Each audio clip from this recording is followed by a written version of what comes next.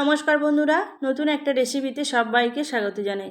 আজ করব স্যান্ডউইচ। তবে এই স্যান্ডউইচটা এতটাই টেস্টি হয়, বাচ্চা থেকে বড় একবার খেলে বারবার বানিয়ে দিতে বলবে, এতটাই টেস্টি হয়। তো নিয়েছি এখানে গাজর একটা গ্রেট করে, একটু কাঁচা লঙ্কা কুচিয়ে নিয়েছি, আর একটা সিদ্ধ আলু গ্রেট করে নিয়েছি, এখানে পেঁয়াজ কুচিয়ে নিয়েছি, একদম গ্রেট করে নিয়েছি, আর এখানে একটু চিলি ফ্লেক্স, একটু অরিগ্যানো আর একটু গোলমরিচ গুঁড়ো দিয়ে দেবো। দিয়ে খুব ভালো করে এটাকে মিশিয়ে নিতে হবে। তারপরে স্বাদ মতো লবণ দিয়ে দেবো, ভালো করে মিশিয়ে নেব। আর এখানে 4টে ব্রেড নিয়েছি, এই ব্রেডের মধ্যে এই পুরটাকে ভালো করে সেটেল করে দিতে হবে। দিয়ে একটা ব্রেড আর একটা এরকম চাপা দিতে হবে লাগানো হয়ে গেলে। তারপরে প্যানের মধ্যে 1 চামচ বাটার, 1 চামচ তেল দিয়েছি, সাদা তেল দিয়ে খুব ভালো করে এপিট ওপিট সেঁকে ভেজে নিতে হবে। তারপর দুটো ডিম ভেঙে একটু লবণ দিয়ে ফাটিয়ে নিয়েছি, উপর থেকে দিয়ে দেব।